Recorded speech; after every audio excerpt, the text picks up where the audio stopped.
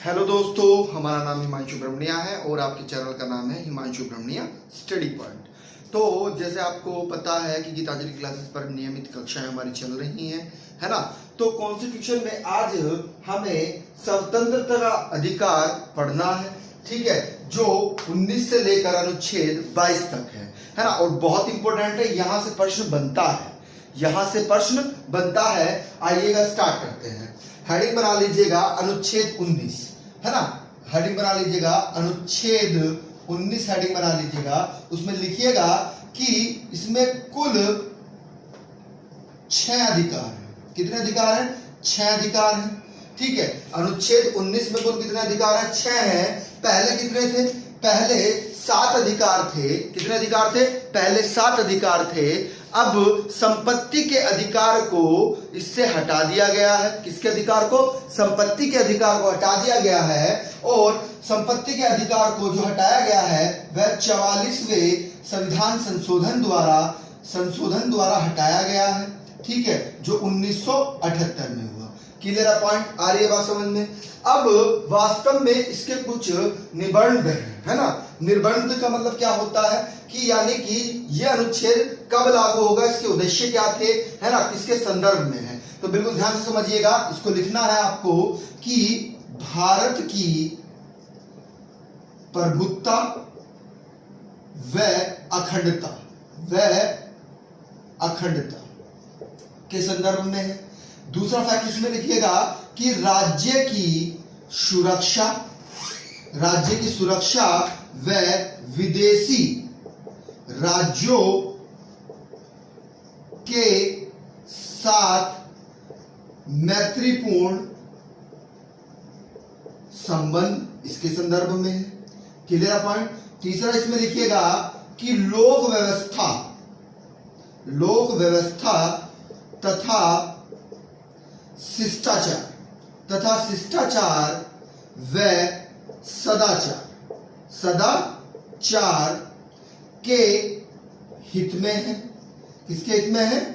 यह लोक व्यवस्था तथा शिष्टाचार तथा सदाचार के हित में है ना। और दूसरा इसमें एक और फैक्ट लिखिएगा कि जो न्यायालय है, न्यायालय का आह्वान, ठीक है, मानहानि अपराध और उद्दीपन के संबंध में है। ये फैक्ट आपको अनुच्छेद 19 के तहत ही लिखने हैं। क्लियर है? एक बार रिपीट कर देते हैं, ध्यान समझिएगा कि अनुच्छेद 19 में कुल, अब वर्तमान की अगर हम बात करें कि वर्तमान में कितने अनुच्छेद हैं, तो वर्तमान में 6 अनुच्छेद हैं। लेकिन 44वें संविधान संशोधन द्वारा 1978 में किसके अधिकार को? संपत्ति के अधिकार को क्या कर दिया गया था? समाप्त कर दिया गया था, ठीक है। अब अगला फैक्ट क्या है इसका कि भारत की प्रभुत्ता एवं अखंडता को बनाने के लिए अनुच्छेद है। दूसरा फैक्ट राज्य की सुरक्षा व विदेशी राज्यों के साथ मैत्रीपूर्ण संबंध बनाने के संदर्भ में है। लोक व्यवस्था तथा शिष्टाचार तथा सदाचार के हित में है। और न्यायालय का आगमन व मानहानि अपराध उद्दीपन के संदर्भ में है, ठीक है, इससे इसका संबंध है। आइएगा इसको रफ कर देते हैं। चलिएगा, अब आप हेडिंग बनाइएगा अनुच्छेद 19 के हेडिंग बनाइएगा। इसमें लिखिएगा, देखिएगा अनुच्छेद 19 के में क्या कहा गया है। बिल्कुल इंपॉर्टेंट फैक्ट है कि सभी नागरिकों को वाक्य व अभिव्यक्ति की स्वतंत्रता है। अर्थात भारत में हमें स्वतंत्र बोलने की स्वतंत्रता किस अनुच्छेद के तहत है? अपनी अभिव्यक्ति जारी करने की स्वतंत्रता किस अनुच्छेद के तहत है? तो वास्तव में 19 के 1 के तहत है। पॉइंट क्लियर है? बात समझ में आ रही है? बहुत ही इंपॉर्टेंट फैक्ट है, पूछा जाता है। अब देखिएगा बहुत ही इंपॉर्टेंट फैक्ट क्या बना। ये प्रेस की स्वतंत्रता भी हमें अनुच्छेद 19 एक ही देता है। और किस बात के अनुसार देता है? तो सकाल पेपर लिमिटेड बनाम भारत संघ जो 1962 में हुआ था, उसके आधार पर प्रेस की स्वतंत्रता को इसमें जोड़ा गया। क्लियर है पॉइंट। प्रेस की स्वतंत्रता आप समझते होंगे, है ना, सोशल मीडिया समाचार जो होते हैं, क्लियर है पॉइंट, चलेगा। अब दूसरा फैक्ट इसमें देखिएगा क्या है कि राष्ट्रीय ध्वज फहराने का अधिकार भी हमें कौन देता है, अनुच्छेद 19 कह ही देता है। और किस बात के अनुसार देता है कि भारत संघ बैनाम नवीन जिंदाल 2004 के अनुसार देता है। किसके साथ देता है, 2004 के अनुसार देता है। क्लियर है पॉइंट, ठीक है, चलेगा। अगला फैक्ट समझिएगा कि वाणिज्य भाषण यानी कि विज्ञापन की स्वतंत्रता, यह हमें कौन देता है, अनुच्छेद 19(1) क्या देता है। और इसमें अगला फैक्ट समझिएगा कि इसको जानने का अधिकार, यानी कि कोई भी चीज है ना, कोई भी विज्ञापन है या कोई भी अभिव्यक्ति है ना, आप उसे जानने का पूर्ण अधिकार रखते हैं। क्लियर है पॉइंट, आ रही बात समझ में, ये भी अधिकार हमें देता है। मतदान की सूचना का अधिकार बहुत इंपॉर्टेंट है, मतदान की सूचना का अधिकार भी हमें अनुच्छेद 19(1) क्या देता है, ठीक है। अगला देखिएगा चुपचाप रहने का अधिकार, है ना, यानी कि चुप रहने का अधिकार किस मामले में, राष्ट्रीय गान के मामले में। क्योंकि होता क्या है कि इन मैनुअल बैनाम भारत संघ, है ना, भारत केरल राज्य 1986 के तहत क्या हुआ कि राष्ट्रीय गान के समय आप चुप रहने का अधिकार भी आपको दिया जाता है। अगला देखिएगा सूचना व समाचारों को जानने का अधिकार, यह प्रभुदत्त बैनाम भारत संघ 1986 के बाद के अनुसार है। अगला फैक्ट समझिएगा विदेश जाने का अधिकार, बहुत इंपॉर्टेंट है, मेनका गांधी बैनाम भारत संघ 1978 का बाद है, उसी के तहत है। क्लियर है पॉइंट, आ रही है बात समझ में। अगला फैक्ट समझिएगा इलेक्ट्रिकल मीडिया का अधिकार भी हमें कौन देता है, इलेक्ट्रिकल मीडिया का अधिकार भी हमें अनुच्छेद 19(1) क्या ही देता है। और प्रदर्शन व धरने का अधिकार बहुत इंपॉर्टेंट है, प्रदर्शन व धरने का अधिकार भी हमें अनुच्छेद 19(1) क्या देता है। पूर्व अवरोधक, ठीक है, कोई समस्या आ रही है तो पूर्व अवरोधक का मतलब क्या है कि पहले से ही कोई समस्या आ रही है, अवरोध आ रहा है, तो उसका अधिकार भी कौन देता है। अगर आप धरने पर बैठे हैं और उसका विरोध किया जा रहा है तो वह गलत है, उसका विरोध भी आप कर सकते हैं। अगर सही कार्य में है तो आप उसका विरोध कर सकते हैं, वरना नहीं। अगला फैक्ट समझिएगा हड़ताल व बंद का अधिकार, और बहुत इंपॉर्टेंट है, ये पूछा जाता है, ये वास्तव में 19 क्या के तहत नहीं आता है, यानी कि बहुत इंपॉर्टेंट फैक्ट है। हड़ताल या आप बाजार बंद या कुछ भी बंद करेंगे उसका अधिकार आपको नहीं दिया गया है, यह 19 क्या के तहत नहीं होता है। किसके तहत नहीं होता है, 19 क्या है ना, 19(1) क्या के तहत नहीं है। नोट कर लीजिए, कथन निष्कर्ष में पूछा जाएगा ये। अगला देखिएगा अगर हम बात करें 19(1) ख की, तो यह हमें सभा व सम्मेलन की स्वतंत्रता देता है, यानी कि हम बिना हथियार के शांति पूर्वक क्या कर सकते हैं, सभा कर सकते हैं और सम्मेलन कर सकते हैं। Clear point. अनुच्छेद 19 कर लीजिएगा यहां पर 19(1) ग, है ना, अनुच्छेद 19(1) ग हमें संगठन व संघ बनाने की स्वतंत्रता देता है। आप देखते हैं व्यापारिक उद्योग, है ना, संगठन बना लेते हैं अपना, है ना, कोई यूनियन है वह बना लेती है, तो वो बनाने का अधिकार भी कौन दे रहा है, 19(1) ख देता है। बहुत इंपॉर्टेंट फैक्ट है ये भी। अगला देखिएगा अनुच्छेद 19 घ क्या देता है, हमें यह अधिकार दे रहा है संचरण का अधिकार, अर्थात पूरे भारत में आप कहीं पर भी क्या कर सकते हैं, भ्रमण कर सकते हैं। क्लियर पॉइंट, आप पूरे भारत में कहीं पर भी क्या कर सकते हैं, भ्रमण कर सकते हैं।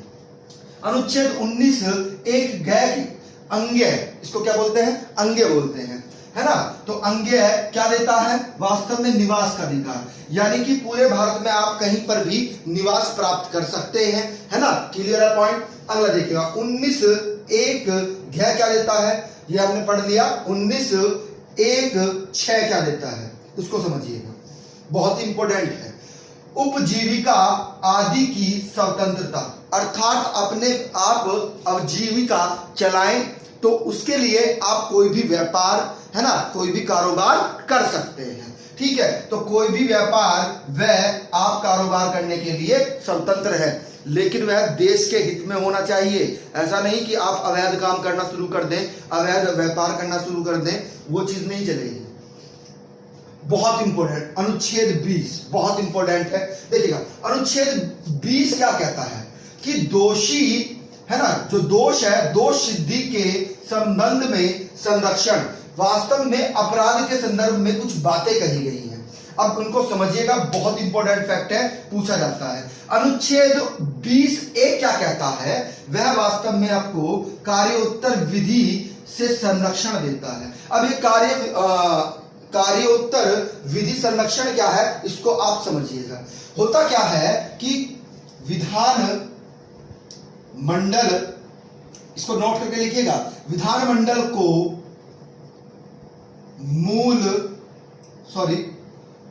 ऐसे करके लिखिएगा, भूतलक्षी या फिर कार्योत्तर, इन दोनों शब्द का प्रयोग करेगा। ठीक है, भूतलक्षी, इसको लक्षी करिएगा, भूतलक्षी या कार्योत्तर दंडित विधि बनाने से निषेध करता है। अर्थात कहने का तात्पर्य इसका क्या है, इसको समझिएगा, बिल्कुल ध्यान से समझना है एक एक फैक्ट को, क्योंकि यहां से आपको प्रश्न बनेगा वह तथ्यात्मक बनेगा और आपसे पूछा जाएगा। किया गया है, निषेध किया गया है, इसको समझिएगा कि वास्तव में होता क्या है कि कार्योत्तर विधि का मतलब यानी कि आपको किसी अपराध के लिए आपको बुला लिया गया है, आपको उठा लिया है, लेकिन जब तक अपराध घोषित नहीं होगा तब तक आप अपराधी नहीं होंगे। पॉइंट क्लियर है? तब तक आप अपराधी घोषित नहीं होंगे जब तक अपराध घोषित न हो जाए। पॉइंट क्लियर है? इसमें आप नोट करके एक चीज और लिखिएगा, इसको रफ कर रहे हैं।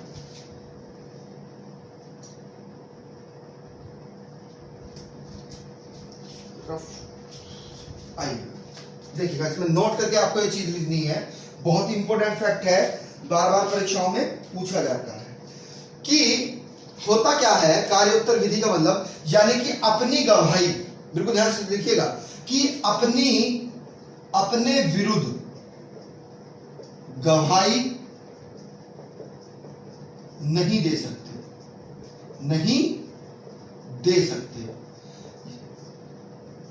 यानी कि आपको कोई प्रेशराइज नहीं किया जाएगा, है ना, कि आप अपने विरुद्ध ही क्या कर दे, गवाही दे दे। पॉइंट क्लियर है? बात समझ में आ रही है ना? आपको बाध्यता नहीं की जाएगी। अब दोहरे दंड के संरक्षण, अब इसको भी समझिएगा। दोहरे संरक्षण अनुच्छेद 20(2) में दिया गया है। इसके तहत क्या है, इसमें भी आप नोट करके लिखिएगा, नोट करके ये लिखिएगा कि ये प्रश्न बनता है कि अंग्रेजी सिद्धांत, अंग्रेजी विधि या ब्रिटेन कह सकता है के सिद्धांत पर आधारित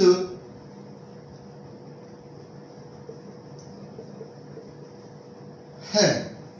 अर्थात कहने का मतलब यह है, दोहरे कांड का मतलब समझिएगा, इसमें नोट करके आप यह भी लिखना है कि एक अपराध के लिए सिर्फ आपको एक बार ही दंडित किया जाएगा, यह नहीं कि एक अपराध के लिए आपको बार बार दंडित किया जाएगा।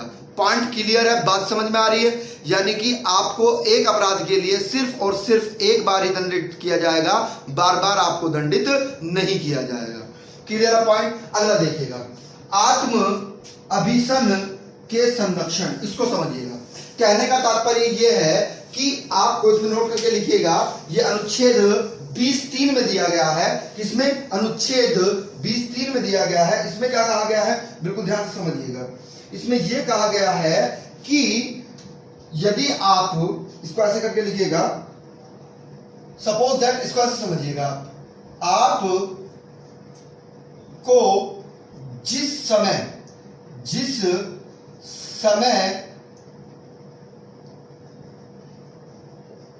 जो कानून है अर्थात नियम है, उसी के आधार पर दंडित किया जाएगा, किया जाएगा। अर्थात कहने का तात्पर्य यह है, बहुत ही इंपॉर्टेंट फैक्ट है, इसको ऐसे करके लिखिएगा कि जब आपने अपराध किया तो जो उस समय क्या है, जो दंड है उस अपराध के लिए, तो सिर्फ और सिर्फ आपको वही दंड दिया जाएगा, उससे ज्यादा या उससे कम दंड आपको नहीं दिया जाएगा। बहुत इंपॉर्टेंट फैक्ट है, यानी कि जिस समय जिस अपराध के लिए जो दंड है वही दंड आपको दिया जाएगा, उसमें कोई वृद्धि या फिर कमी नहीं की जा सकती। पॉइंट क्लियर है, बहुत ही इंपॉर्टेंट फैक्ट था। आइएगा अगला फैक्ट समझते हैं।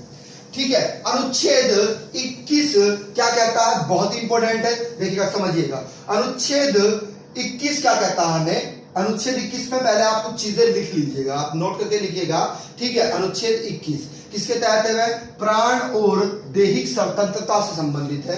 किससे, प्राण और दैहिक स्वतंत्रता से संबंधित है। वास्तव में किसी भी व्यक्ति को उसके प्राण दैहिक स्वतंत्रता से विधि द्वारा स्थापित प्रक्रिया के अनुसार ही वंचित किया जाएगा। अर्थात कहने का तात्पर्य यह है कि आप किसी की मृत्यु को नहीं कर सकते, किस विशेष प्रक्रिया द्वारा, विधि प्रक्रिया द्वारा, अर्थात कानून के द्वारा ही आप उसके प्राण को ले सकते हैं, है ना, वरना नहीं ले सकते।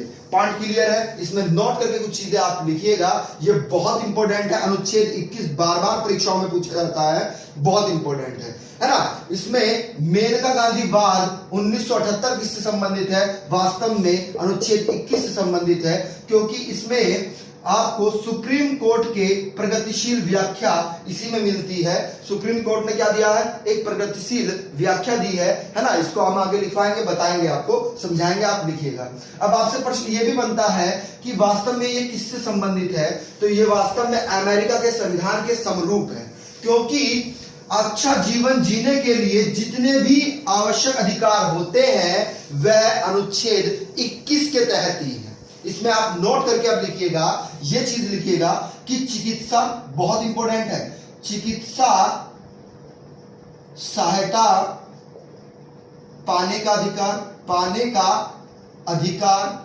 अब ये किसके अनुसार आया, किस वाद के अनुसार आया, तो परमानंद, इसको लिखिएगा, किस वाद के अनुसार, परमानंद कटारा बनाम भारत संघ वाद जो 1989 में आया था उसके अनुसार है। अगला फैक्ट लिखिएगा, इसमें अगला फैक्ट ये लिखना है, बहुत इंपॉर्टेंट है, आश्रय का अधिकार, यानी कि आप कहीं पर भी आश्रय ले सकते हैं, आप बाध्यता नहीं है आपके पास में। इसमें अगला लिखिएगा निशुल्क, बहुत इंपॉर्टेंट है, निशुल्क खाद्य सामग्री पाने का अधिकार भी अनुच्छेद 20 के तहत, 21 के तहत आता है, बहुत ही इंपॉर्टेंट है। ठीक है, अधिकार, ठीक है। अब ये निःशुल्क पाने का अधिकार किस वाद के अनुसार आता है, इसको भी लिखिएगा, PUCN बनाम भारत संघ जो 2000 में आया था बात, उसके अनुसार है। अगला फैक्ट लिखिएगा, इसमें अगला फैक्ट लिखिएगा, फोन टेप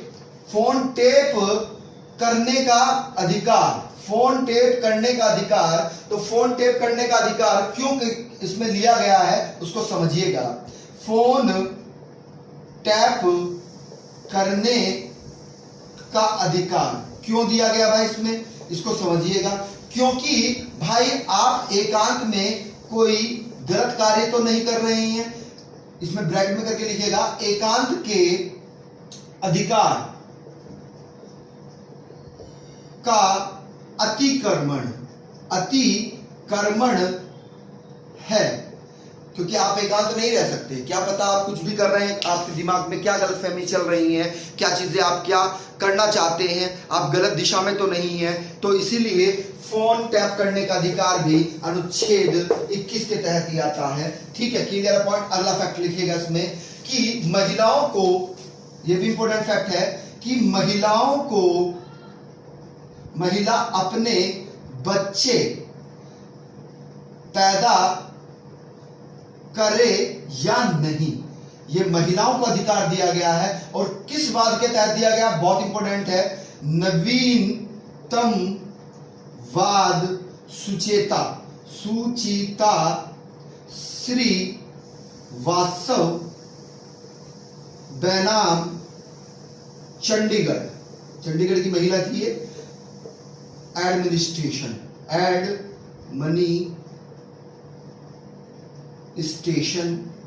वाद 2010 के अनुसार। भाई महिला को अधिकार है पूर्ण रूप से कि वह वास्तव में बच्चा पैदा करे या ना करे, ठीक है। उस वह बाध्यता नहीं है कि आप कहें कि नहीं हमें बेबी चाहिए। क्लियर पॉइंट आएगा। अगला फैक्ट समझिएगा, इसी में लिखिएगा धूम्रपान, बहुत इंपॉर्टेंट है, धूम्रपान का निषेध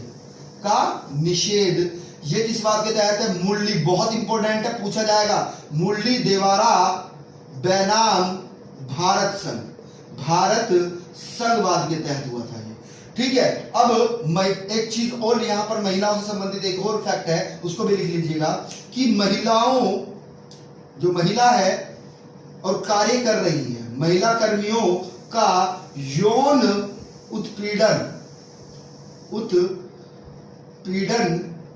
लैंगिक समानता का अधिकार दिया गया है। किनको, महिला कर्मियों को। यह किस बात के तहत हुआ था, तो विशाखा, बहुत इंपॉर्टेंट है, विशाखा बैनाम